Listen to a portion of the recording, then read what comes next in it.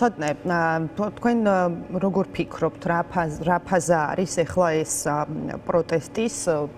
რა პროცესში ვართ თუ რა შედეგზეა გათვლა ამას თუ გავითვალისწინებთ თქვენი შეფასებით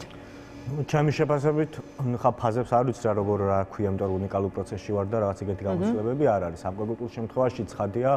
გათვლა გაკეთდა დიდხნიანობაზე და გამძობადობაზე, იმიტომ რომ რაღაცნაირად საგარეო აქტორების მიერ გადაწყვეტილებებზე ვართ დიდწილად დამოკიდებული და ეხლა უფრო ეტყობა მათ შორის აქციებს, აქტიობას, რომ ამ ფორმით არის ძირითადად მოწოდებული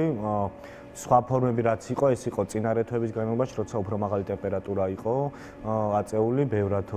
უფრო დიდი იყო ემოციური ფონი და ამის ფონზე მათ შორის სისტემიდანაც მეტი იყო ხოლმე დათმობა, რომ ვიღაც ადამიანები ტოვებდნენ, როცა ძალიან გახურებული არის, როცა აი თქვენი ჟურნალისტებიც კი სახშირად არ მიდიან, აი როცა ხვდებით, რომ ხოლმე მთელი ღამე რომ მიდიოდა ამბები, მაგ დროს იყო ის ფაზა, როცა უფრო აქტიურად იშლებოდა სისტემა შიგნიდან ადამიანურად, იმიტომ რომ ბევრი მორალური კაზუსი ჩდებოდა ყველა დღე არგუმენტირებულად ვიდეოს სახით, სადაც მისი ნათესავი და ამუნათებდა, რომ აი ეხლა აქ როგორ ხარ, ეხლა ამათ როგორ ხარ და რაღაცნაირად ვნახეთ, ხო, მათ შორის მაღალჩინოსნები, რომლებიც თქვენთან იყვნენ ეთერში. და ესე საუბრობდნენ. დღეს ესეთი თავად ხელისუფლებამ შეცვალა, როგორ ფიქრობთ, აი ეს მდგომა პროტესტთან დაკავშირებით? თავად ამბობენ, რომ აი მაშინ მშვიდობიანი არ იყო და ეხლა ოკეი, მშვიდობიანია და მაგიტომ რაღაცა არ გამოუყავს სპეცრაზმი და არ ვარბევთ ხალხს, ამით ხსნიან და ამ ნაწილში ცოტა უცნაური იყო, იმიტომ რომ იყო დღეები, როცა აღარ იყო ფეიერვერკები, მაგრამ მე უცბად დარბევა რო გააკეთე, მესაც დამიჭერეს, უბრალოდ ლოგიკიდან იყო ამოვარდნილი, თითქოს დამშვიდებული იყო. და მეორეს მხრივ თვითონ ადამიანებისგანაც არსებობს ხოლმე სხვადასხვა ემოციური დამოკიდებულება, ხო, ჩვენ ხო ყველას გვესმის, როცა ერთ დღეს დაგარბევენ, მეორე დღეს გაცილებით უფრო გაბრაძებული ხარ, სხვა გამოცდილებით, ტემპერამენტი და შენი პირადი წყენით მიდიხარ. არა როგორც ზოგადი დამოკიდებულებებით, რა სწორია და არასწორად, არა წინა დღეს შენ უშუალოდ გატკინეს, უშუალოდ გაწყენინებს და ბევრად უფრო ემოციურია ხოლმე ასეთ დროს აქციები. ეხლა ბევრად უფრო მეტი მენეჯმენტი შემოდის, ბევრად უფრო მეტი ფიქრი შემოდის, რაღაცა სხვანაირი ტიპის ექშენი, რომ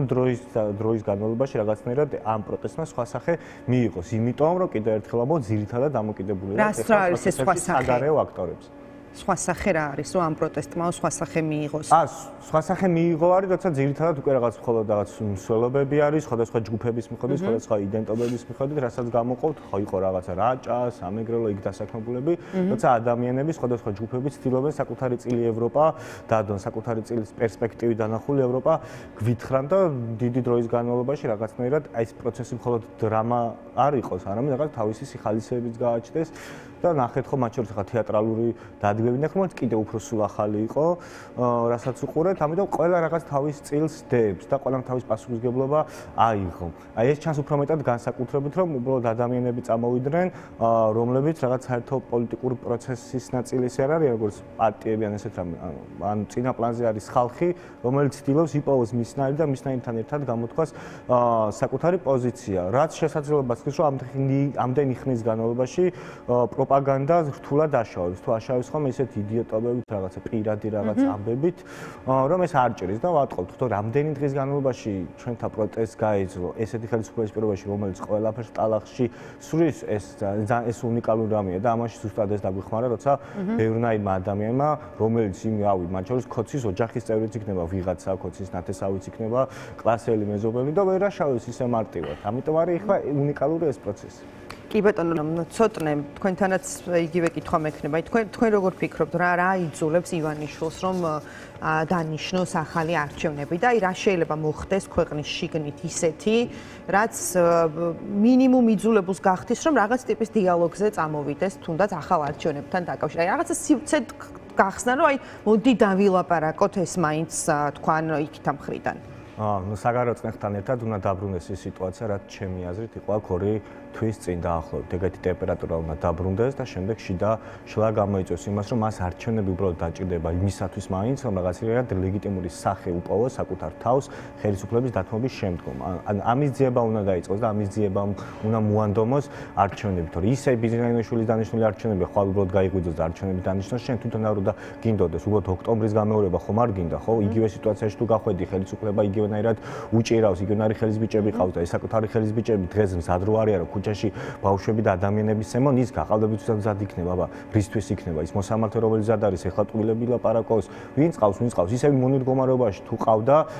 ეს ხო ჩვენ არ გვინდა, ჩვენ გვინდა, რომ ქართული ოცნებას სახე დაუკარგოთ, ბოლომდე ჩამოშალოთ და შემდეგ გვინდა ეს არჩევნები, ამიტომ ამ პროცესს სჭირდება მაღალი ტემპერატურა, ქვეყნის შიგნით და ყველა ქოცეს უნდა მიახვედრო, რომ აი ქართველების ამორჩეველი რო ხარ რა, განა როგორ დაუწია შენ სინდისის ხმას ისე, რომ ერთხელ არ შეუწუხები ხარ ამ მოსამართლებს რო ეფარები, ედროს მაგას ებრძოდი და ის პოლიტპატიმრები რო ყავდა და ამას ამბობდი, ეს პოლიტპატიმრები ციური მანან არ არის, ცი და რო გაჩენილი ყავი და იმ მოსამართლეების შექმნილია დღეს რომ ისი დამცველი ხარ, როგორ არ გაწუხებს სინდისის ხმას. სინდისის ხმა მაშინ როგორ არ გაწუხებს, ერთი ხელით რო იმას პოსტავრო, სპორტი და პოლიტიკა გაიმჯინოსო, როცა საღას გაიგე სპორტსმენისგან დაწერილს მოქალაქეობის და გაწუხებს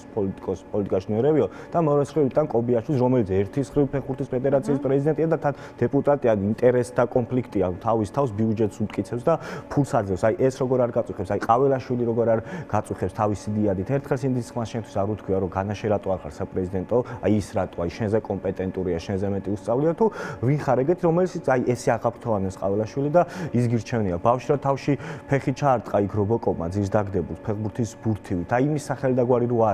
არიცით ვინ იყო, არ იყო რომ მალავთ და რო არ არის დასჯილი ხა. სინდისის ხმამ როგორ არ უნდა შეგაწუხოს მაშინ. სინდისის ხმა როგორ არ უნდა შეგაწუხოს, აი ხლა რომ გამოვიძიოთ ნაციონალური მოძრაობის მიერ ჩადენილი დანაშაულებიო პარლამენტმა და დეპუტატი არის რამდენიმე ყოფილი ნაციონალური მოძრაობის წევრი და დეპუტატი. ხა გოჩაინუკიძემ უნდა გამოიძიოს, ანზორ ბუქაძემ უნდა გამოიძიოს, ვინ უნდა ბექაოდიშა რომელიც იმათ აფინანსებდა. იმ კაცის გამოძიებული თავიანთ თავების გამოიძიონ და ესეთ რაღაცებზე კითხვის ნიშნები რო არ ჩდება, სადამდე სინდისის ხმა დაწეული ხო ხდებით. ამიტომ უნდა შევცვალოთ ბევრი რამე თამაშის წესები რა. ჩემი აზრით ის ტემპერატურა უნდა დაბრუნდეს და არ არის უბრალოდ ხა ეს მარტივი და მესმის რომ ყველამ ჩვენი წვლილი უნდა შევიტანოთ და რაღაც სასწაული განტოლებები რო ვიცოდე რა როგორ შევცვალო მე ვიზავდი ხო ანუ ვერავიზეთ იცვერ გავუშვოთ უბრალოდ ყველამ ჩემი აზრით ეს უნდა გავიაზრო თუ ის ტემპერატურა არ დაბრუნდა რის დროსაც ქართული ოცნება იქცეოდა და ტოვებდნენ თანამდებობებს ისე გაჭირდება ეს ბრძოლა. კი ბატონო და ბოლო